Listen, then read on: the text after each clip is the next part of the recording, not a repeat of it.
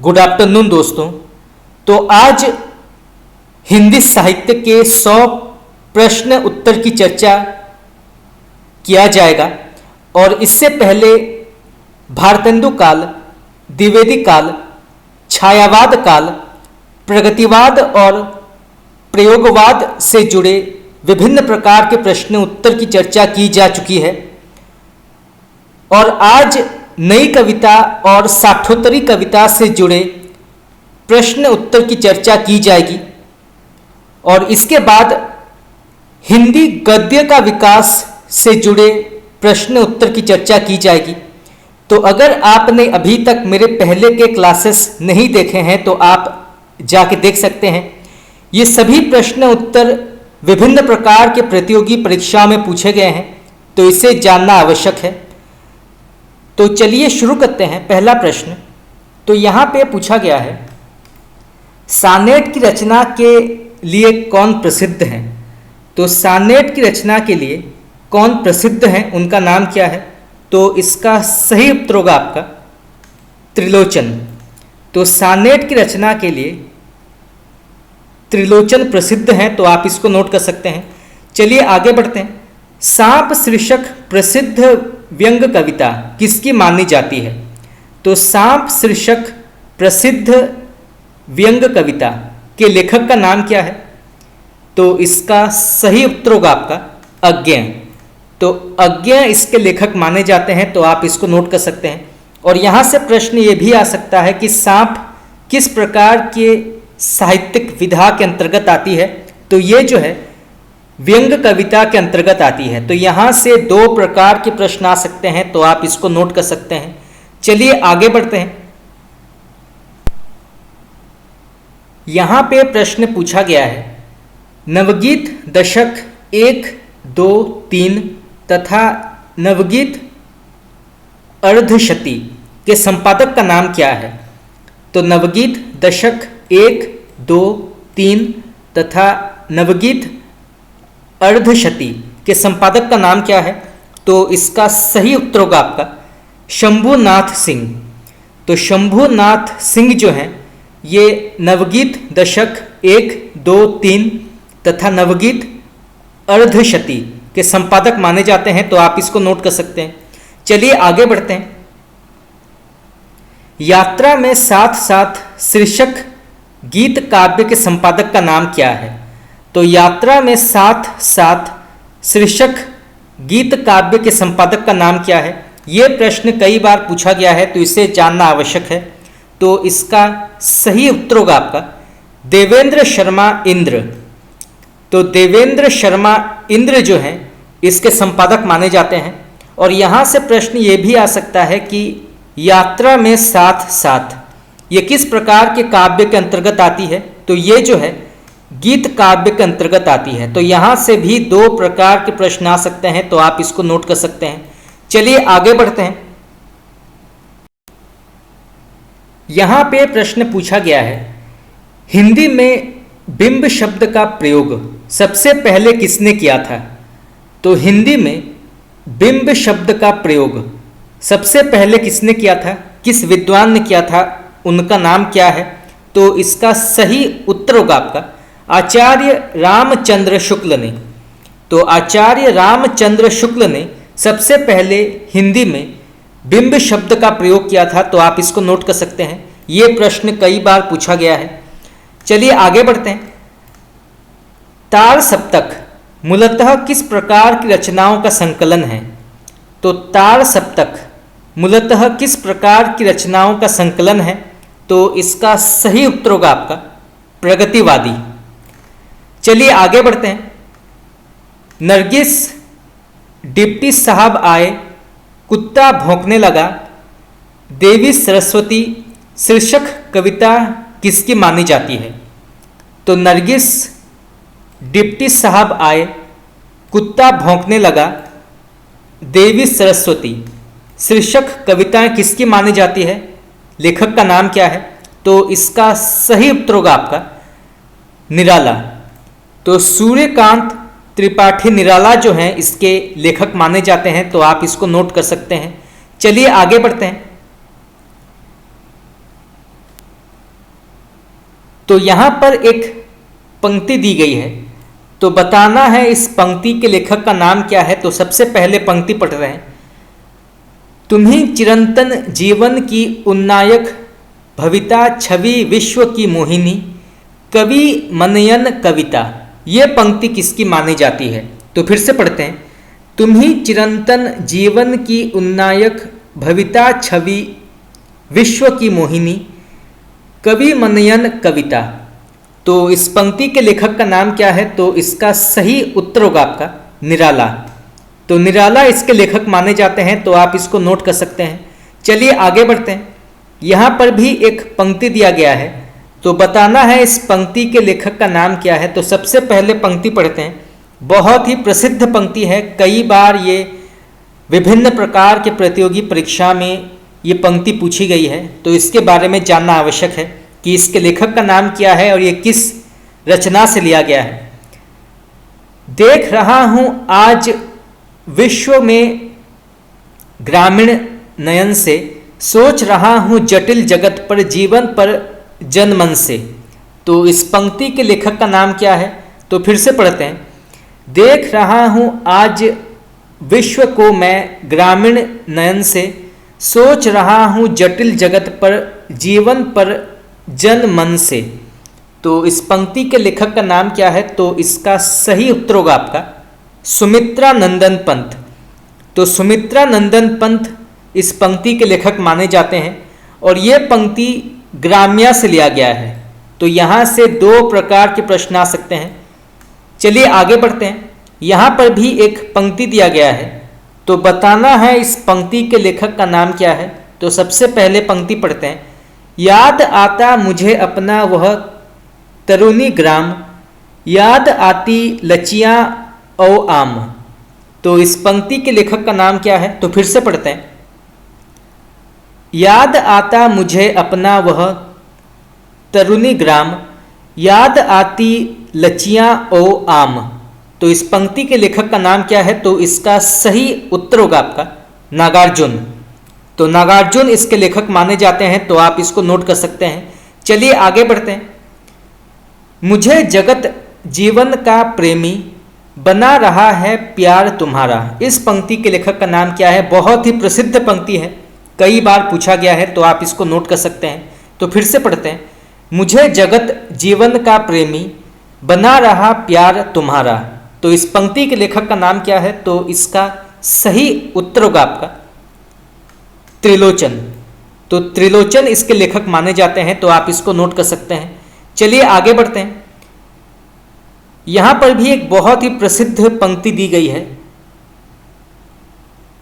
यूं ही कुछ मुस्कुराकर तुमने परिचय की वह गांठ लगा दी, जड़ता है जीवन की पीड़ा, निस्तरंग पाषाणी क्रीड़ा, तुमने अनजाने वह पीड़ा, छवि के सर से दूर भगा दी। तो इस पंक्ति के लेखक का नाम क्या है? तो फिर से पढ़ते हैं। यूं ही कुछ मुस्कुराकर तुमने परिचय की वह गांठ लगा दी, जड़ता है जीवन की पीड़ा, निस्तरंग पाषाणी क्रीड़ा, तुमने अनजाने वह पीड़ा, छवि के सर से दूर भगा दी। तो इस पंक्ति के लेखक का नाम क्या है? तो इसका सही उत्तर होगा आपका त्रिलोचन। तो आप इसको नोट कर सकते हैं। चलिए आगे बढ़ते हैं। प्रयोग कलात्मक अनुभव का क्षण है। इस कथन के लेखक का नाम क्या है? बहुत ही प्रसिद्ध कथन है, कई बार पूछा गया है, तो आप इसको नोट कर सकते हैं।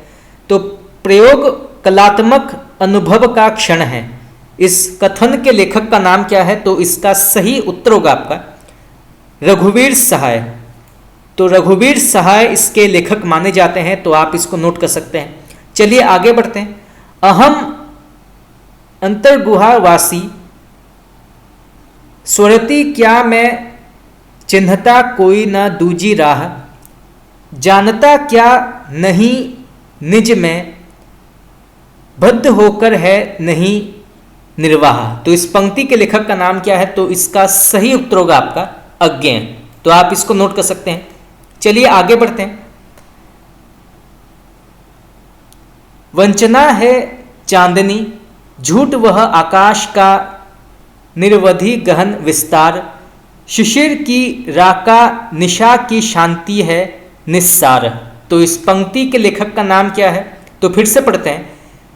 वचना है चांदनी, झूठ वह आकाश का, निर्वधि गहन विस्तार, शिशिर की राका निशा की शांति है निस्सार। तो इस पंक्ति के लेखक माने जाते हैं अज्ञेय।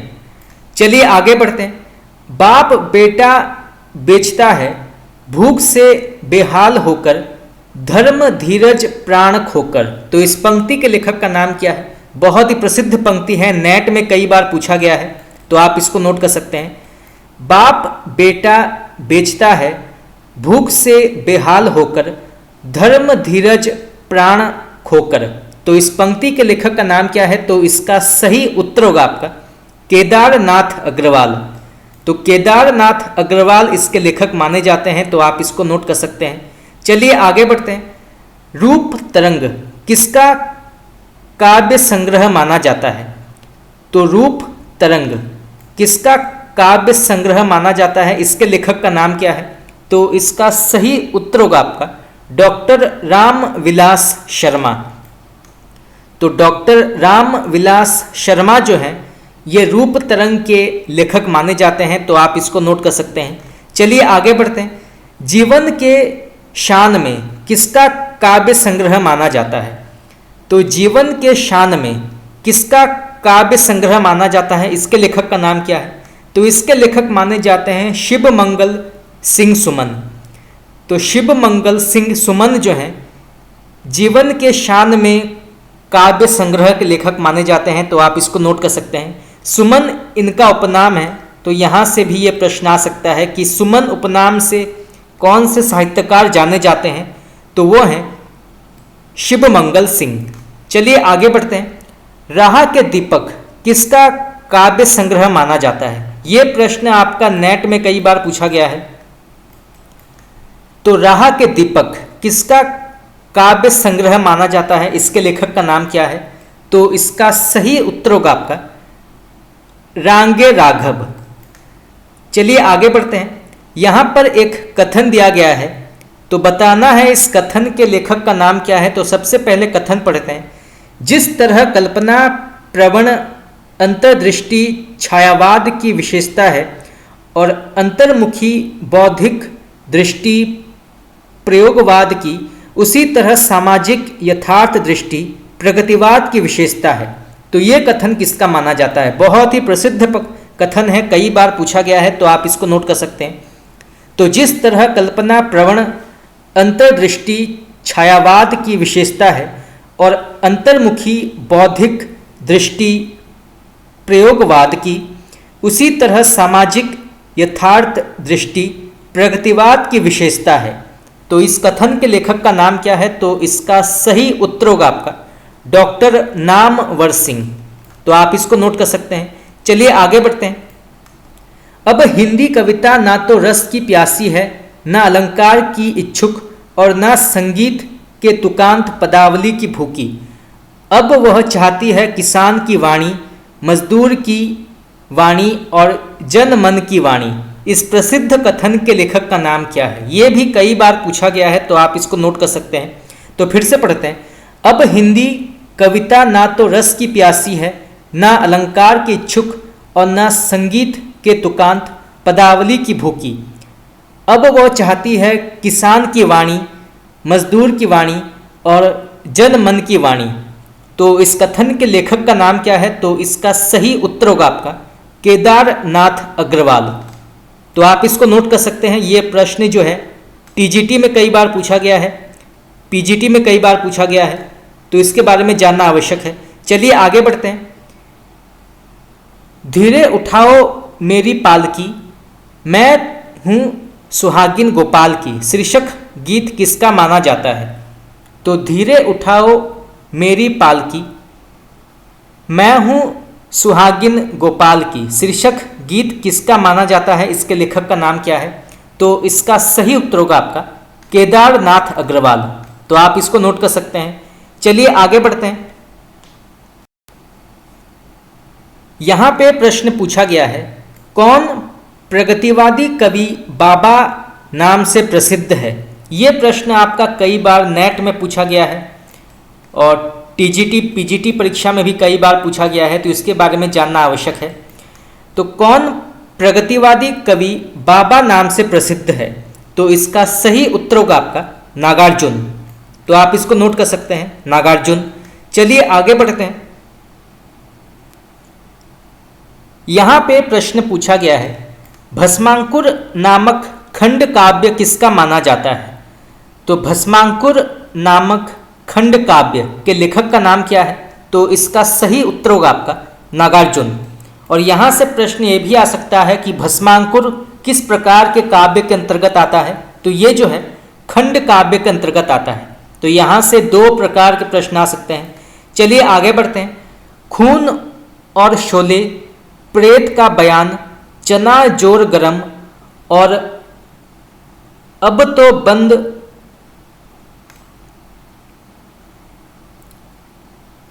करो है, चुनाव का प्रहसन नामक लघु पुस्तिकाएं किसकी मानी जाती है? तो खून और शोले, प्रेत का बयान, चना जोर गरम, तो इन लघु पुस्तिकाओं के लेखक का नाम क्या है? तो इसका सही उत्तर होगा आपका नागार्जुन। प्रेत का बयान और चना जोर गरम ये कई बार पूछा गया है, तो आप इसको नोट कर सकते हैं। प्रेत का बयान कई बार पूछा गया है कि इसके लेखक का नाम क्या है? तो इसके लेखक हैं नागार्जुन। चलिए आगे बढ़ते हैं।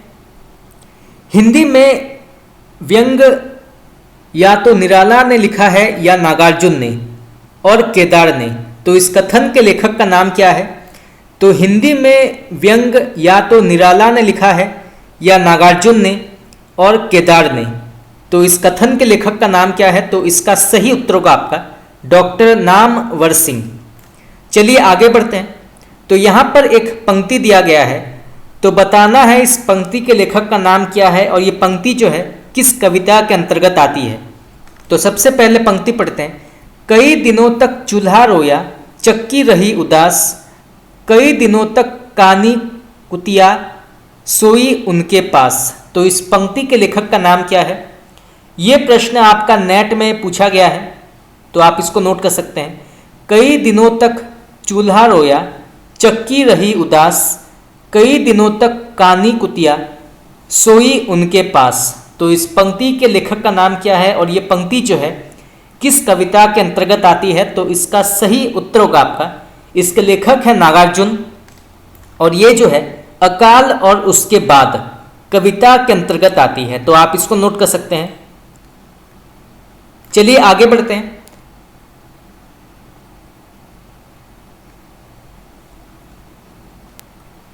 गांधी मेहता शीर्षक कविता किसकी है? तो इसका सही उत्तर होगा आपका नागार्जुन।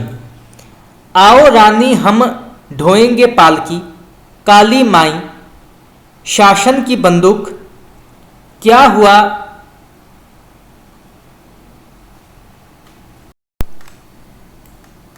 आपको, पता नहीं दिल्ली की देवी गोरी है या काली। शीर्षक कविताएं किसकी है? तो आओ रानी हम ढोएंगे पालकी, काली माई शासन की बंदूक, क्या हुआ आपको, पता नहीं दिल्ली की देवी गोरी है या काली। शीर्षक कविताएं किसकी है? इसके लेखक का नाम क्या है? तो इसका सही उत्तर होगा आपका नागार्जुन। शासन की बंदूक ये कई बार पूछा गया है कि इसके लेखक का नाम क्या है? तो इसके लेखक है नागार्जुन। तो आप इसको नोट कर सकते हैं। चलिए आगे बढ़ते हैं। रांगे राघव का पहले का नाम क्या था? तो रांगे राघव का पहले का नाम क्या था? तो इसका सही उत्तर होगा आपका टी.एन.वी. आचार्य। तो टी.एन.वी. आचार्य जो है ये रांगे राघव का पहले का नाम जाना जाता है। तो आप इसको नोट कर सकते हैं। चलिए आगे बढ़ते हैं। स्टालिनग्राद सोवियत रूस के प्रति शीर्षक कविताएं किसकी मानी जाती है? तो स्टालिनग्राद सोवियत रूस के प्रति शीर्षक कविताएं किसकी मानी जाती है? इसके लेखक का नाम क्या है? तो इसका सही उत्तर होगा आपका शिव मंगल सिंह सुमन। तो शिव मंगल सिंह सुमन जो हैं इसके लेखक माने जाते हैं, तो आप इसको नोट कर सकते हैं। चलिए आगे बढ़ते हैं। यहाँ पे प्रश्न पूछा गया है, जल रहे हैं दीप जलती है जवानी, इन गीतों के लिए तुम्हारा ऋणी रहूँगा आजीवन, ग्रीष्म रात्रि का प्रभंजन, आज देश की मिट्टी बोल उठी है। शीर्षक कविताएं किसकी हैं? तो जल रहे हैं दीप जलती है जवानी, इन गीतों के लिए तुम्हारा ऋणी रहूँगा आजीवन, ग्रीष्म रात्रि का प्रभंजन, आज देश की मिट्टी बोल उठी है। शीर्षक कविताएं किसकी मानी जाती हैं? तो इसका सही उत्तर होगा आपका शिव मंगल सिंह सुमन। तो शिव मंगल सिंह सुमन इसके लेखक माने जाते हैं, तो आप इसको नोट कर सकते हैं। चलिए आगे बढ़ते हैं। त्रिलोचन का वास्तविक नाम क्या था? तो त्रिलोचन का वास्तविक नाम क्या था? ये प्रश्न भी कई बार पूछा गया है, तो इसका सही उत्तर होगा आपका वासुदेव सिंह। तो वासुदेव सिंह इसके लेखक माने जाते हैं, तो आप इसको नोट कर सकते हैं। चलिए आगे बढ़ते हैं। प्रयोगवाद दृष्टिकोण का अनुसंधान है, ये कथन किसका माना जाता है? तो प्रयोगवाद दृष्टिकोण का अनुसंधान है, तो इस कथन के लेखक का नाम क्या है? तो इसका सही उत्तर होगा आपका केशरी कुमार। तो आप इसको नोट कर सकते हैं, केशरी कुमार। यहां पर एक कथन दिया गया है, तो बताना है इस कथन के लेखक का नाम क्या है। तो सबसे पहले कथन पढ़ते हैं, बहुत ही प्रसिद्ध कथन है, कई बार पूछा गया है। आधुनिक काव्य की आलोचना की कसौटी न तो रस अलंकार है और न चित्रण, बल्कि उसमें प्रयुक्त बिंब है। तो आधुनिक काव्य की आलोचना की कसौटी न तो रस अलंकार है और न ही चरित्र चित्रण, बल्कि उसमें प्रयुक्त बिंब है। तो इस कथन के लेखक का नाम क्या है? तो इसका सही उत्तर होगा आपका केदारनाथ सिंह। तो केदारनाथ सिंह इसके लेखक माने जाते हैं, तो आप इसको नोट कर सकते हैं। चलिए आगे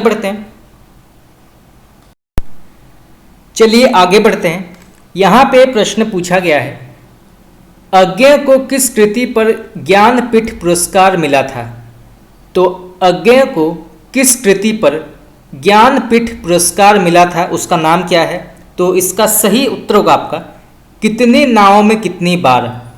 तो कितनी नाव में कितनी बार के लिए अज्ञेय को ज्ञानपीठ पुरस्कार मिला था, तो आप इसको नोट कर सकते हैं। चलिए आगे बढ़ते हैं। वत्सल फाउंडेशन नामक साहित्यिक सांस्कृतिक संस्था की स्थापना किसने की थी? तो फिर से पढ़ते हैं। वत्सल फाउंडेशन नामक साहित्यिक सांस्कृतिक संस्थान की स्थापना किसने की थी? किस विद्वान ने की थी या किस साहित्यकार ने की थी? तो इसका सही उत्तर होगा आपका अज्ञेय। तो आप इसको नोट कर सकते हैं। चलिए आगे बढ़ते हैं।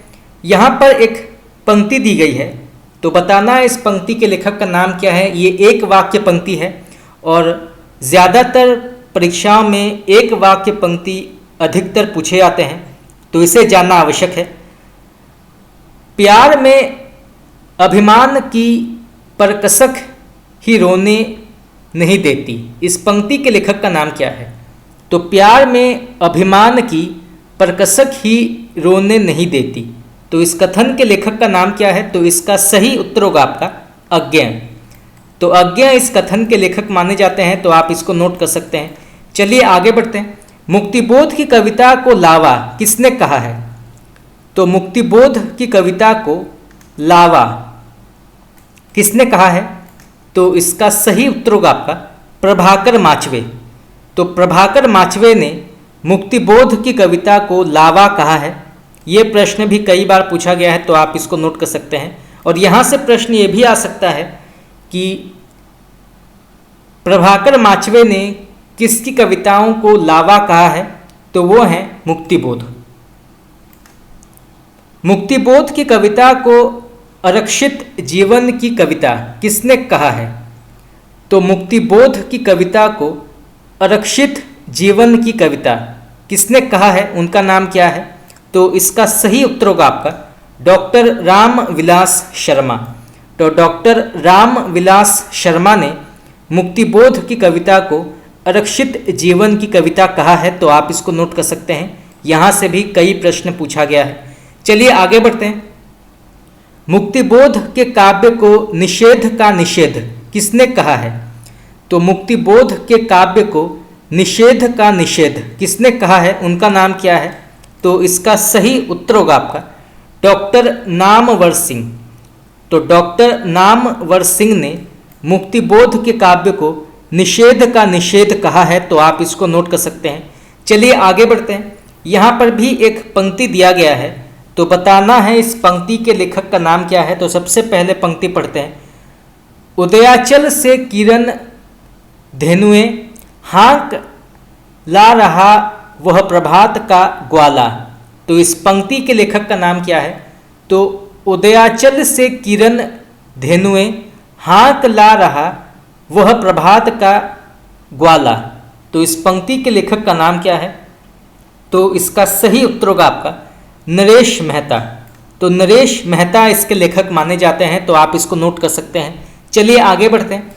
फूल कचनार के प्रतीक मेरे प्यार के, इस पंक्ति के लेखक का नाम क्या है? बहुत ही छोटा सा पंक्ति है, तो पूछा जा सकता है परीक्षा में। तो आप इसको नोट कर सकते हैं। तो फूल कचनार के प्रतीक मेरे प्यार के पंक्ति के लेखक का नाम क्या है? तो इसका सही उत्तर होगा आपका अज्ञेय इसके लेखक माने जाते हैं।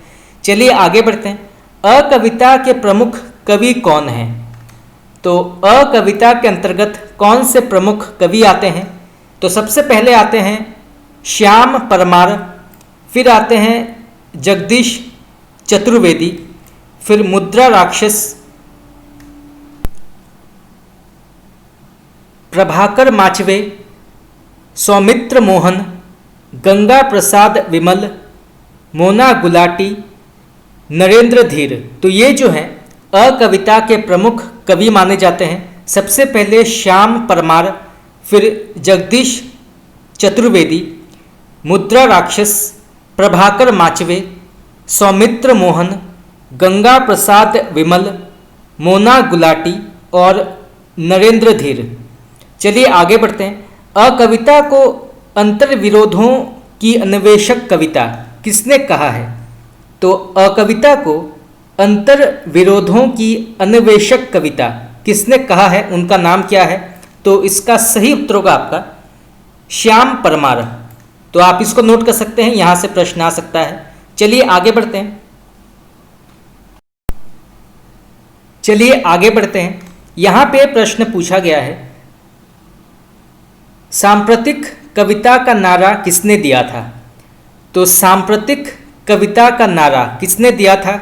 उस विद्वान का या उस साहित्यकार का नाम क्या है? तो इसका सही उत्तर होगा आपका श्याम नारायण। तो श्याम नारायण ने सांप्रतिक कविता का नारा दिया था। तो आप इसको नोट कर सकते हैं। चलिए आगे बढ़ते हैं।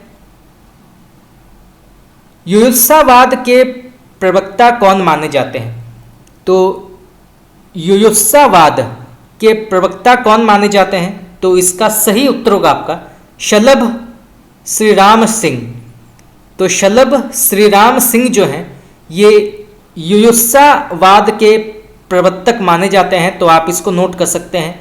चलिए आगे बढ़ते हैं। यहाँ पे प्रश्न पूछा गया है, हिंदी में भूखी पीढ़ी और बीट कविता के प्रमुख प्रवक्ता कौन माने जाते हैं? तो हिंदी में भूखी पीढ़ी और बीट कविता के प्रमुख प्रवक्ता कौन माने जाते हैं? तो इसका सही उत्तर होगा आपका राजकमल चौधरी और केसरी कुमार। तो राजकमल चौधरी और केसरी कुमार जो हैं ये हिंदी में भूखी पीढ़ी और बीट कविता के प्रमुख प्रवक्ता माने जाते हैं। तो आप इसको नोट कर सकते हैं। चलिए आगे बढ़ते हैं।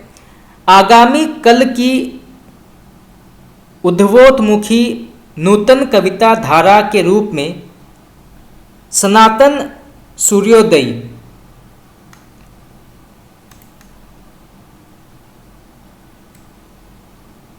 नूतन कविता का प्रचार किसने किया था?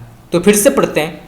आगामी कल की उद्धवोन्मुखी नूतन कविता धारा के रूप में सनातन सूर्योदयी नूतन कविता का प्रचार किसने किया था? उनका नाम क्या है? तो इसका सही उत्तर होगा आपका वीरेंद्र कुमार जैन। तो वीरेंद्र कुमार जैन इसके लेखक माने जाते हैं, तो आप इसको नोट कर सकते हैं। चलिए आगे बढ़ते हैं। अभिनव काव्य जिसमें सामूहिक आक्रोश को कविता का वक्तव्य बनाया गया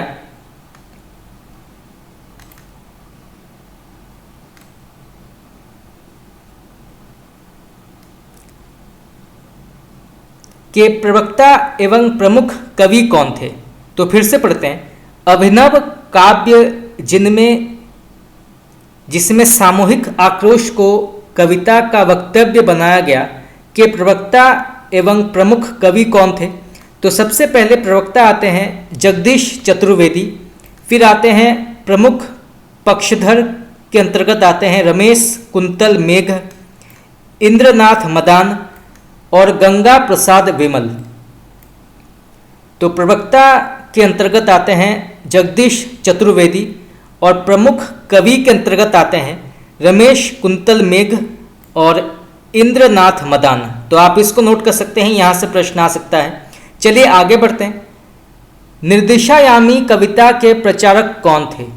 तो निर्दिशामयी कविता के प्रचारक कौन माने जाते हैं? तो इसका सही उत्तर होगा आपका सत्यदेव राजहंस। तो सत्यदेव राजहंस जो है ये निर्देशायामी कविता के प्रचारक माने जाते हैं, तो आप इसको नोट कर सकते हैं। चलिए आगे बढ़ते हैं। ताजी कविता के प्रवक्ता कौन थे? तो ताजी कविता के प्रवक्ता कौन थे, उनका नाम क्या है? तो इसका सही उत्तर होगा आपका लक्ष्मीकांत वर्मा। तो लक्ष्मीकांत वर्मा इसके प्रवक्ता माने जाते हैं, तो आप इसको नोट कर सकते हैं। चलिए आगे बढ़ते हैं। टटकी कविता नामक प्रचलित करने का प्रयास किसने किया था? तो टटकी कविता नाम प्रचलित करने का प्रयास किसने किया था, उनका नाम क्या है? तो इसका सही उत्तर होगा आपका राम वचन राय। तो टटकी कविता नाम प्रचलित करने का प्रयास किया था राम वचन राय ने, तो आप इसको नोट कर सकते हैं। चलिए आगे बढ़ते हैं। आज की कविता के प्रवक्ता कौन थे? ये प्रश्न कई बार पूछा गया है, तो आप इसको नोट कर सकते हैं। तो आज की कविता के प्रवक्ता का नाम क्या है? तो इसका सही उत्तर होगा आपका सबसे पहले आते हैं हरीश मदानी और श्रीहर्ष। तो हरीश मदानी और श्रीहर्ष जो हैं ये आज की कविता के प्रवक्ता माने जाते हैं, तो आप इसको नोट कर सकते हैं। चलिए आगे बढ़ते हैं। नवगीत का समवेत संकलन जिसे नवगीत का तार सप्तक कहा गया के संपादक का नाम क्या है? तो नवगीत का समवेत संकलन जिसे नवगीत का तार सप्तक कहा गया, इसके संपादक का नाम क्या है? तो इसका सही उत्तर होगा आपका ओम प्रभाकर। तो नवगीत का समवेत संकलन जिसे नवगीत का तार सप्तक कहा गया, उसके संपादक का नाम है ओम प्रभाकर। चलिए आगे बढ़ते हैं। तो यहाँ पर एक पंक्ति दिया गया है, तो बताना है इस पंक्ति के लेखक का नाम क्या है। तो सबसे पहले पंक्ति पढ़ते हैं। मुझे अपनी कविताओं के लिए दूसरे प्रजातंत्र की तलाश है। तो इस पंक्ति के लेखक का नाम क्या है? तो मुझे अपनी कविताओं के लिए दूसरे प्रजातंत्र की तलाश है। तो इस पंक्ति के लेखक का नाम क्या है? तो इसका सही उत्तर होगा आपका धूमिल। और धूमिल का वास्तविक नाम हम पहले पढ़ चुके हैं। इनका वास्तविक नाम है सुदामा पांडे। तो सुदामा पांडे जो है इनका पूरा नाम माना जाता है, तो आप इसको नोट कर सकते हैं सुदामा पांडे। चलिए आगे बढ़ते हैं। लोकतंत्र को जूते की तरह लाठी में लटकाए भागे जा रहे हैं सभी सीना फुलाए। तो इस पंक्ति के लेखक का नाम क्या है? तो फिर से पढ़ते हैं। लोकतंत्र को जूते की तरह लाठी में लटकाए भागे जा रहे हैं सभी सीना फुलाए। तो इस पंक्ति के लेखक का नाम क्या है? तो इसका सही उत्तर होगा आपका सर्वेश्वर दयाल सक्सेना। तो सर्वेश्वर दयाल सक्सेना इस पंक्ति के लेखक माने जाते हैं, तो आप इसको नोट कर सकते हैं। चलिए आगे बढ़ते हैं। यहाँ पर एक कथन दिया गया है, तो बताना है इस कथन के लेखक का नाम क्या है। तो सबसे पहले कथन पढ़ते हैं। आदमी को तोड़ती नहीं है लोकतांत्रिक पद्धतियाँ, केवल पेट के बल उसे झुका देती है। धीरे धीरे अपाहिज, धीरे धीरे नपुंसक बना लेने के लिए उसे शिष्ट, राजभक्त, देश प्रेमी नागरिक बना लेती है। तो इस पंक्ति के लेखक का नाम क्या है? तो फिर से पढ़ते हैं। आदमी को तोड़ती नहीं है लोकतांत्रिक पद्धतियाँ, केवल पेट के बल उसे झुका देती है। धीरे धीरे अपाहिज, धीरे धीरे नपुंसक बना लेने के लिए उसे शिष्ट, राजभक्त, देश प्रेमी नागरिक बना लेती है। तो इस पंक्ति के लेखक का नाम क्या है? तो इसका सही उत्तर होगा आपका राजकमल चौधरी। तो राजकमल चौधरी इस पंक्ति के लेखक माने जाते हैं, तो आप इसको नोट कर सकते हैं। चलिए आगे बढ़ते हैं। यहाँ पर एक पंक्ति दी गई है, तो बताना है इस पंक्ति के लेखक का नाम क्या है। ये पंक्ति कई बार पूछा गया है, तो इसे जानना आवश्यक है। अब उससे मालूम है कि कविता घेराव में किसी बौखलाए हुए आदमी का संक्षिप्त एकालाप है। तो इस पंक्ति के लेखक का नाम क्या है? तो फिर से पढ़ते हैं। अब उससे मालूम है कि कविता घेराव में किसी बौखलाए हुए आदमी का संक्षिप्त एकालाप है। तो इस पंक्ति के लेखक का नाम क्या है? तो इसका सही उत्तर होगा आपका धूमिल। जिस पर कोई नहीं खाना चाहता, आज़ादी एक झूठी थाली है। तो इस पंक्ति के लेखक का नाम क्या है? जिस पर कोई नहीं खाना चाहता, आज़ादी एक झूठी थाली है। तो इस पंक्ति के लेखक का नाम क्या है? तो इसका सही उत्तर होगा आपका लीलाधर जगोड़ी। तो लीलाधर जगोड़ी जो है इस पंक्ति के लेखक माने जाते हैं, तो आप इसको नोट कर सकते हैं। जिस पर कोई नहीं खाना चाहता, आज़ादी एक झूठी थाली है। चलिए आगे बढ़ते हैं। नंगापन अंधापन होने के खिलाफ एक सख्त कार्रवाई है। इस पंक्ति के लेखक का नाम क्या है? तो नंगापन अंधापन होने के खिलाफ एक सख्त कार्रवाई है। तो इस पंक्ति के लेखक का नाम क्या है? तो इसका सही उत्तर होगा आपका धूमिल। बुखार में कविता शीर्षक लंबी कविता किसकी मानी जाती है? तो बुखार में कविता शीर्षक लंबी कविता के लेखक का नाम क्या है? तो इसका सही उत्तर होगा आपका श्रीकांत। तो श्रीकांत इसके लेखक माने जाते हैं। और यहाँ से प्रश्न ये भी आ सकता है कि बुखार में कविता ये किस प्रकार की कविता के अंतर्गत आती है? तो ये जो है लंबी कविता के अंतर्गत आती है। तो यहाँ से भी दो प्रकार के प्रश्न आ सकते हैं। चलिए आगे बढ़ते हैं। अलविदा शीर्षक लंबी कविता किसकी मानी जाती है? तो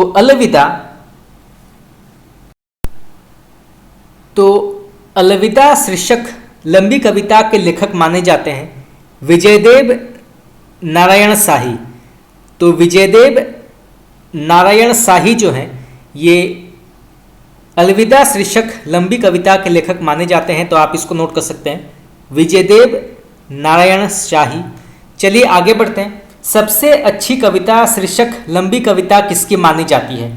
तो सबसे अच्छी कविता शीर्षक लंबी कविता के लेखक का नाम क्या है? ये प्रश्न आपका नेट में पूछा गया है, तो आप इसको नोट कर सकते हैं। तो इसका सही उत्तर होगा आपका ऋतुराज। तो ऋतुराज सबसे अच्छी कविता के लेखक माने जाते हैं और ये जो है लंबी कविता के अंतर्गत आती है। समाधि लेख शीर्षक कविता किसकी मानी जाती है?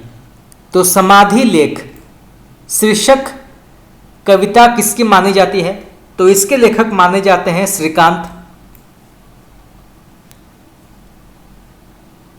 चलिए आगे बढ़ते हैं। तो यहाँ पर एक पंक्ति दिया गया है, तो बताना है इस पंक्ति के लेखक का नाम क्या है। तो सबसे पहले पंक्ति पढ़ते हैं। अब तक क्या किया, जीवन क्या जिया, मर गया देश, अरे जीवित रह गए तुम। पंक्ति किसकी मानी जाती है? तो अब तक क्या किया, जीवन क्या जिया, मर गया देश, अरे जीवित रह गए तुम। तो इस पंक्ति के लेखक का नाम क्या है? तो इसका सही उत्तर होगा आपका मुक्तिबोध। तो मुक्तिबोध इस प्रसिद्ध पंक्ति के लेखक माने जाते हैं, तो आप इसको नोट कर सकते हैं। चलिए आगे बढ़ते हैं। खोजता हूँ पठार पहाड़ समुंदर, जहाँ मिल सके मुझे मेरी वह खोई हुई परम अभिव्यक्ति अनिवार्य आत्म संभवा। तो इस पंक्ति के लेखक का नाम क्या है? तो फिर से पढ़ते हैं। खोजता हूँ पठार पहाड़ समुंदर, जहाँ मिल सके मुझे मेरी वह खोई हुई परम अभिव्यक्ति अनिवार्य आत्म संभवा। तो इस पंक्ति के लेखक का नाम क्या है? तो इसका सही उत्तर होगा आपका मुक्तिबोध।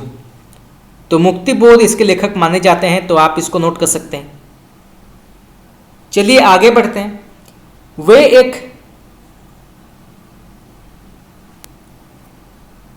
इम्प्रेशनिस्ट कलाकार हैं। शमशेर बहादुर सिंह के लिए यह कथन किसका माना जाता है? तो वे एक इम्प्रेशनिस्ट कलाकार हैं। तो शमशेर बहादुर सिंह के लिए यह कथन किसने कहा है? किस विद्वान ने कहा है या किस साहित्यकार ने कहा है? तो इसका सही उत्तर होगा आपका मुक्तिबोध। तो आप इसको नोट कर सकते हैं, ये प्रश्न आ सकता है। चौराहे पर किसका काव्य संग्रह माना जाता है? तो चौराहे पर किसका काव्य संग्रह माना जाता है? इसके लेखक का नाम क्या है? तो इसका सही उत्तर होगा आपका केदारनाथ कोमल। तो चौराहे पर काव्य संग्रह के लेखक माने जाते हैं केदारनाथ कोमल। चलिए आगे बढ़ते हैं। डूबते इतिहास का गवाह किसका कविता संग्रह माना जाता है? तो डूबते इतिहास का गवाह किसका कविता संग्रह माना जाता है? इसके लेखक का नाम क्या है? तो इसका सही उत्तर होगा आपका जगदीश चतुर्वेदी। तो जगदीश चतुर्वेदी जो है ये डूबते इतिहास का गवाह कविता संग्रह के लेखक हैं, तो आप इसको नोट कर सकते हैं। चलिए आगे बढ़ते हैं। यहाँ पे प्रश्न पूछा गया है, कोहरे से निकलते हुए किसका काव्य संग्रह माना जाता है? तो कोहरे से निकलते हुए किसका काव्य संग्रह माना जाता है? इसके लेखक का नाम क्या है? तो इसके लेखक माने जाते हैं केदारनाथ कोमल। तो केदारनाथ कोमल इसके लेखक माने जाते हैं, तो आप इसको नोट कर सकते हैं। कोहरे से निकलते हुए केदारनाथ कोमल। चलिए आगे बढ़ते हैं। सुने चौराहे पर किसका काव्य संग्रह माना जाता है? तो सुने चौराहे पर किसका काव्य संग्रह माना जाता है? इसके लेखक का नाम क्या है? तो इसके लेखक माने जाते हैं मनोहर बंदोपाध्याय। तो मनोहर बंदोपाध्याय जो हैं ये सुने चौराहे पर काव्य संग्रह के लेखक माने जाते हैं, तो आप इसको नोट कर सकते हैं। चलिए आगे बढ़ते हैं। शीला नगर में किसका काव्य संग्रह माना जाता है? तो शीला नगर में किसका काव्य संग्रह माना जाता है? इसके लेखक का नाम क्या है? तो इसका सही उत्तर होगा आपका डॉक्टर शशि। तो डॉक्टर शशि इसके लेखक माने जाते हैं। चलिए आगे बढ़ते हैं। यहाँ पर एक पंक्ति दिया गया है, तो बताना है इस पंक्ति के लेखक का नाम क्या है। आदमी को शायरी की ज़रूरत है और शायरी को आदमी की ज़रूरत है। इस पंक्ति के लेखक का नाम क्या है? तो फिर से पढ़ते हैं। आदमी को शायरी की ज़रूरत है और शायरी को आदमी की ज़रूरत है। तो इस पंक्ति के लेखक का नाम क्या है? तो इसका सही आंसर होगा आपका केदारनाथ अग्रवाल। तो केदारनाथ अग्रवाल इस पंक्ति के लेखक माने जाते हैं, तो आप इसको नोट कर सकते हैं। चलिए आगे बढ़ते हैं। मैं पूरी ताकत के साथ शब्दों को फेंकना चाहता हूँ, आदमी की तरह ये जानते हुए कि आदमी का कुछ नहीं होता, यह जानते हुए कि लिखने से कुछ नहीं होगा, मैं लिखना चाहता हूँ। पंक्ति किसकी मानी जाती है? तो फिर से पढ़ते हैं। मैं पूरी ताकत के साथ शब्दों को फेंकना चाहता हूँ, आदमी की तरह ये जानते हुए कि आदमी का कुछ नहीं होता, यह जानते हुए कि लिखने से कुछ नहीं होगा, मैं लिखना चाहता हूँ। तो इस पंक्ति के लेखक का नाम क्या है? तो इसका सही उत्तर होगा आपका केदारनाथ सिंह। तो केदारनाथ सिंह इसके लेखक माने जाते हैं, तो आप इसको नोट कर सकते हैं। चलिए आगे बढ़ते हैं। मेरी निगाह में न कोई छोटा है न बड़ा है, मेरे लिए हर आदमी एक जोड़ी का जूता है, जो मेरे सामने मरम्मत के लिए खड़ा है। तो इस पंक्ति के लेखक का नाम क्या है और ये पंक्ति जो है किस कविता के अंतर्गत आती है बताना है। तो फिर से पढ़ते हैं। मेरी निगाह में न कोई छोटा है न बड़ा है, मेरे लिए हर आदमी एक जोड़ी का जूता है, जो मेरे सामने मरम्मत के लिए खड़ा है। तो इस प्रसिद्ध पंक्ति के लेखक का नाम क्या है? तो इसका सही उत्तर होगा आपका धूमिल, और ये जो है मोचीराम कविता के अंतर्गत आती है। तो यहाँ से दो प्रकार के प्रश्न आ सकते हैं कि ये पंक्ति किस कविता के अंतर्गत आती है और इसके लेखक का नाम क्या है। तो इसके लेखक हैं सुदामा पांडेय धूमिल। चलिए आगे बढ़ते हैं।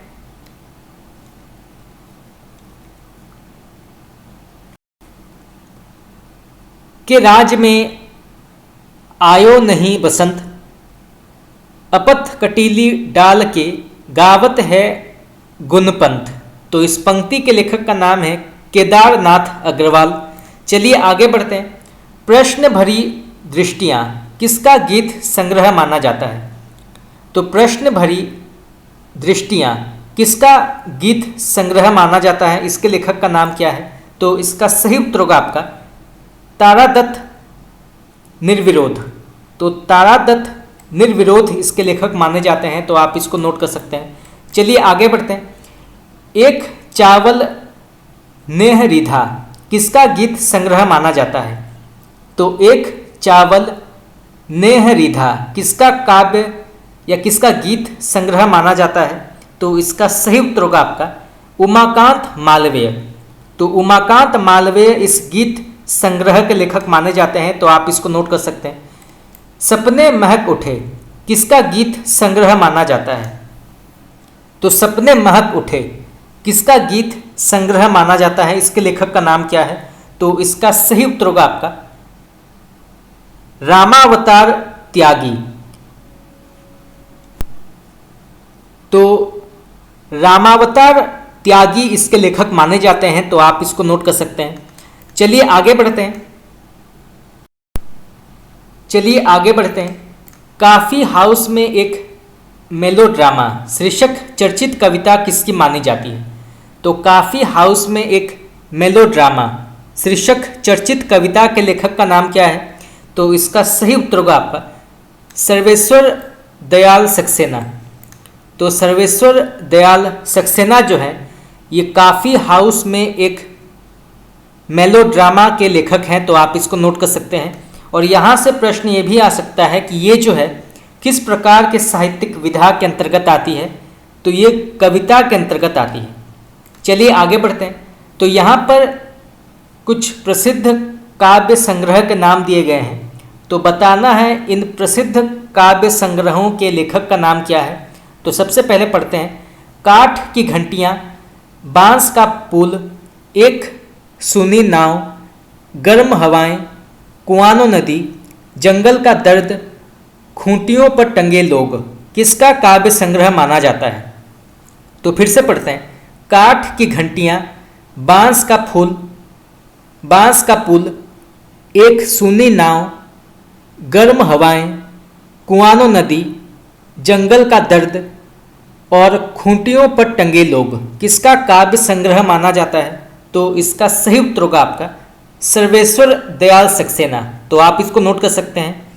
खास करके काठ की घंटियाँ, बांस का पुल, कुआनो नदी, गर्म हवाएं और खूंटियों पर टंगे लोग, ये कई बार पूछा गया है कि इन काव्य संग्रहों के लेखक का नाम क्या है।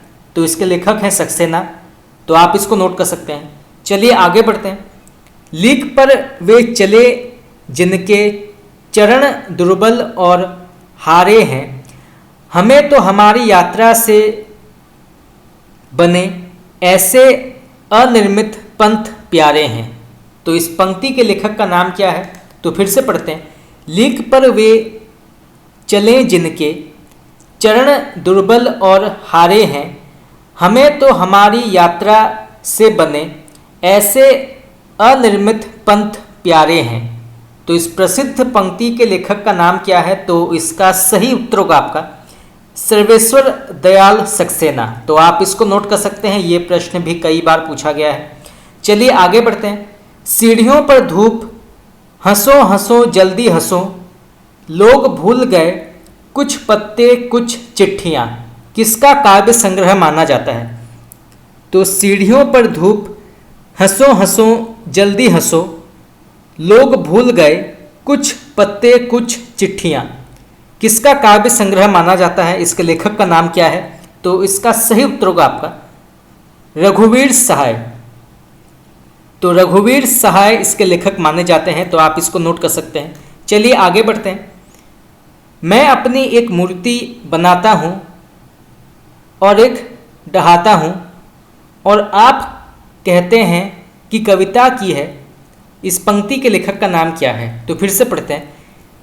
मैं अपनी एक मूर्ति बनाता हूँ और एक डहाता हूँ और आप कहते हैं कि कविता की है, तो इस पंक्ति के लेखक का नाम क्या है?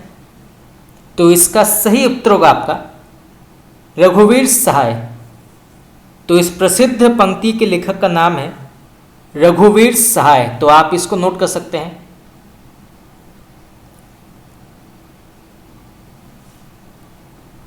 चलिए आगे बढ़ते हैं। कितना अच्छा था छायावादी, एक दुख लेकर वह गान देता था, कितना कुशल था प्रगतिवादी, हर दुख का कारण पहचान लेता था। तो इस पंक्ति के लेखक का नाम क्या है? तो फिर से पढ़ते हैं। ये पंक्ति भी कई बार पूछा गया है, तो आप इसको नोट कर सकते हैं। कितना अच्छा था छायावादी, एक दुख लेकर वह गान देता था, कितना कुशल था प्रगतिवादी, हर दुख का कारण पहचान लेता था। तो इस पंक्ति के लेखक का नाम क्या है? तो इसका सही उत्तर होगा आपका रघुवीर सहाय। तो आप इसको नोट कर सकते हैं। अभी बिल्कुल अभी यहाँ से देखो जमीन पक रही है, अकाल में सारस, उत्तर कबीर और अन्य कविताएं, किसका काव्य संग्रह माना जाता है? तो अभी बिल्कुल अभी यहाँ से देखो जमीन पक रही है, अकाल में सारस, उत्तर कबीर और अन्य कविताएं, किसका काव्य संग्रह माना जाता है? तो इसका सही उत्तर होगा आपका केदारनाथ सिंह।